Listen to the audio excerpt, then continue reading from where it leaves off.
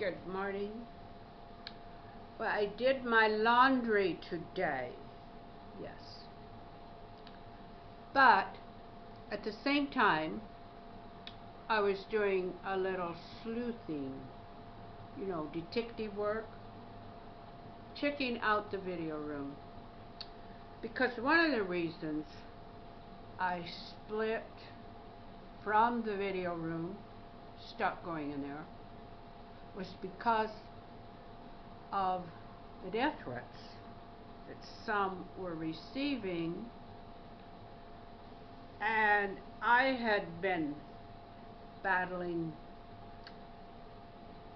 in the WRAI to try to make sure that somebody didn't get to take over the video room that I thought were not going to be good for the tenants.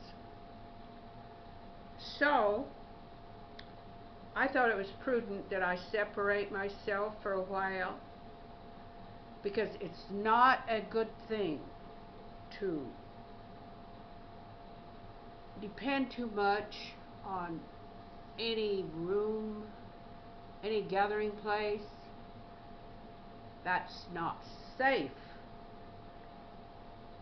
if you're too dependent, if you can't give it up, if you need to. You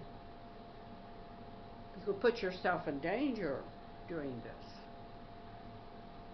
I grew up in a society because my father's family were drinkers. They were, like, you might say, belonged to the outlaw class of people, because drinking always brings on dangerous behavior. So due to drinking, I would say my life was in danger a number of times. Not only when I was a child, but when I married.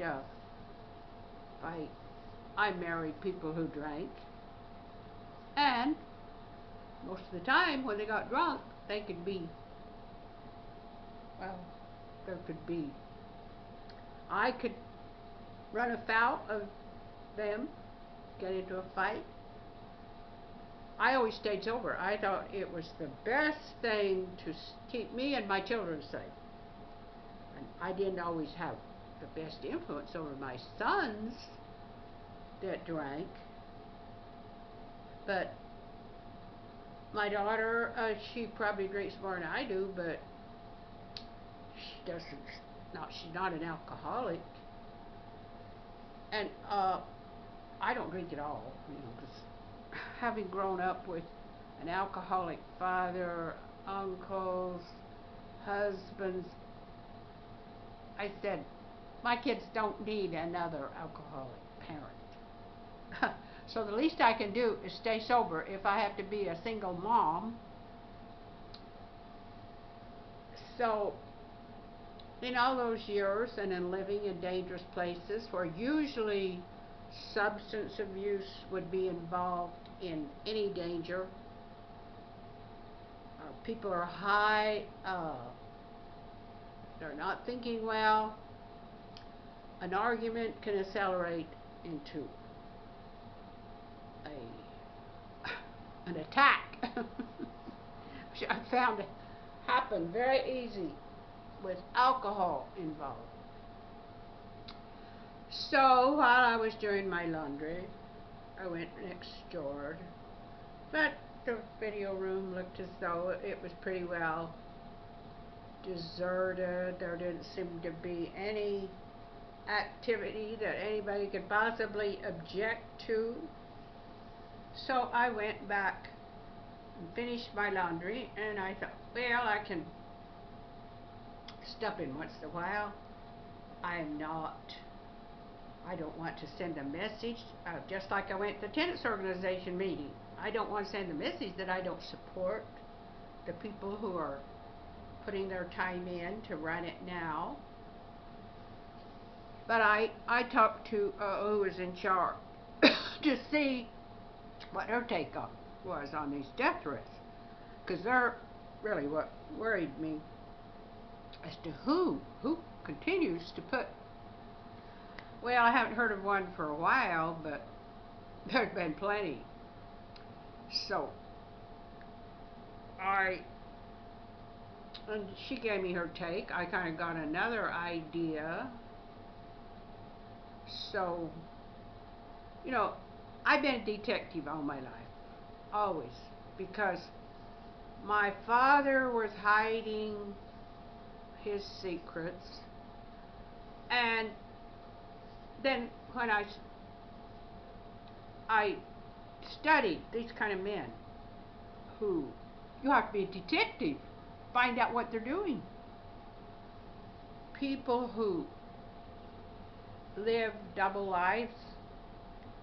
And since my father was one, I grew up watching him, listening, observing his buddies, what they did, and then when I got of age, I continued on to study these people who were always living like two lives, and you know, you have to learn how to be a good detective. If you're not, you may be deceived. Quite. Live all your life feeling like things aren't right, but you can't figure out what.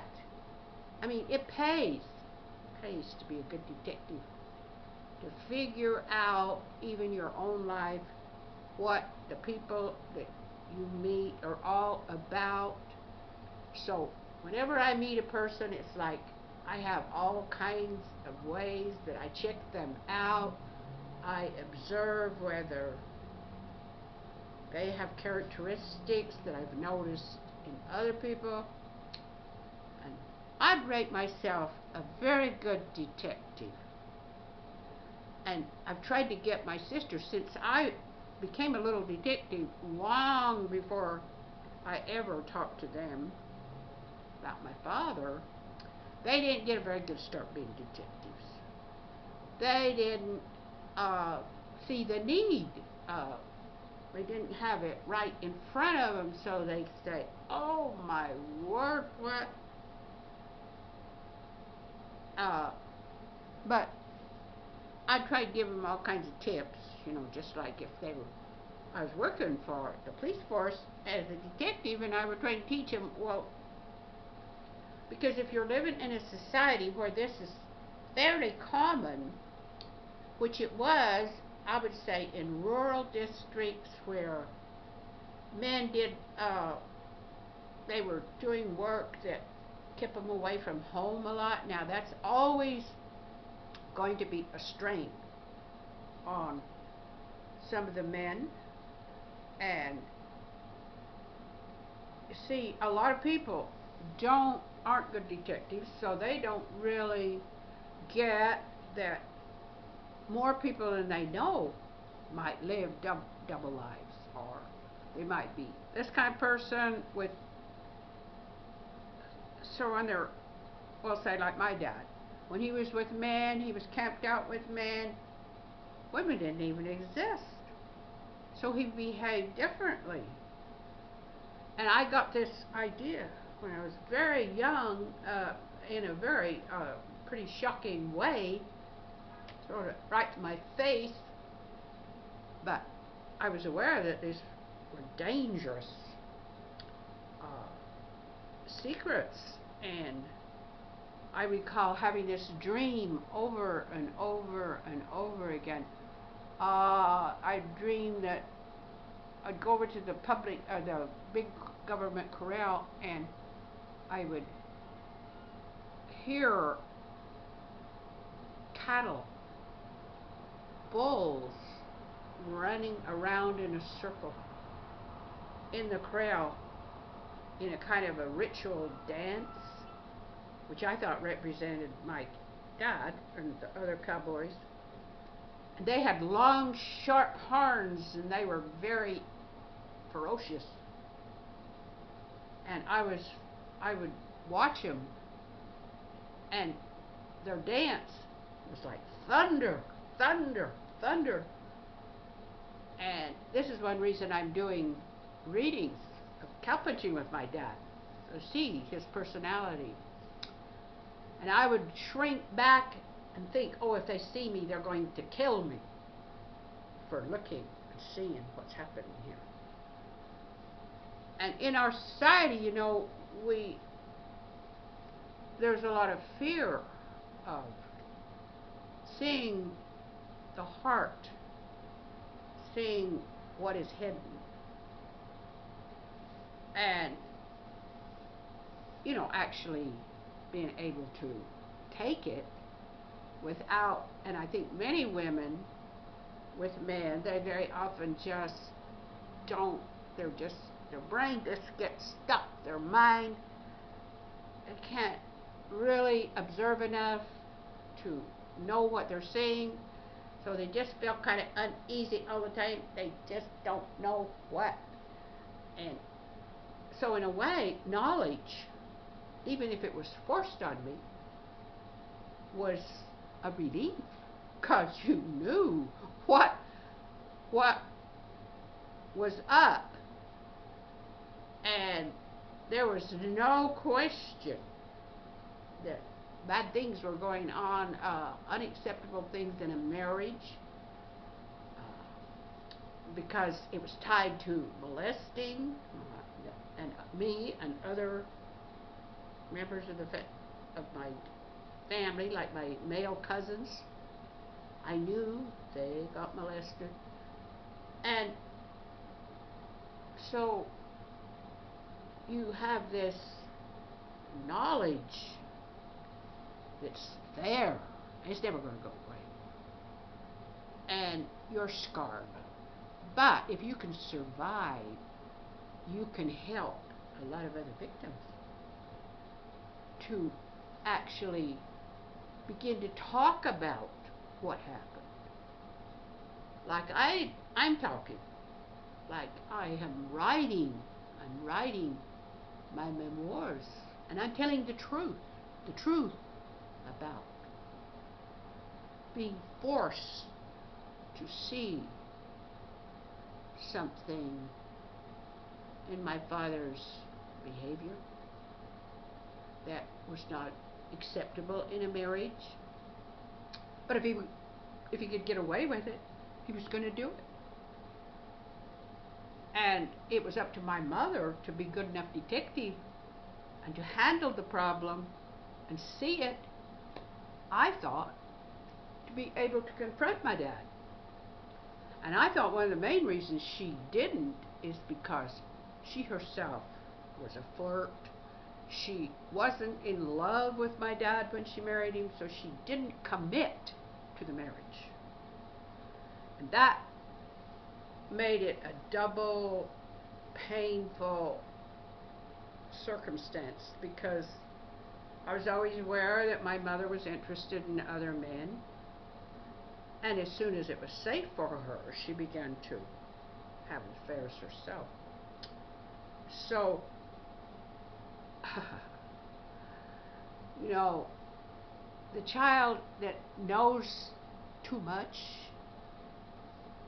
compared to other people, that child is at risk too, because that child is a threat. It's a threat to people who are living like this and who feel threatened by knowledge and by people talking about it. But that's what we need to do. We need to get more observant. We need to study. We need to listen. We need to be concerned about the problem. Child molestation is not an easy issue. And it's not easy to keep up on it. In fact, you can just forget all about it a lot of times and don't even deal with it. And then what are you going to do?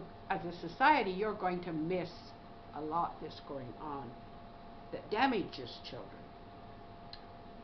It alters them, cripples them. So let's try to do better when it comes to facing facts that we don't feel comfortable with.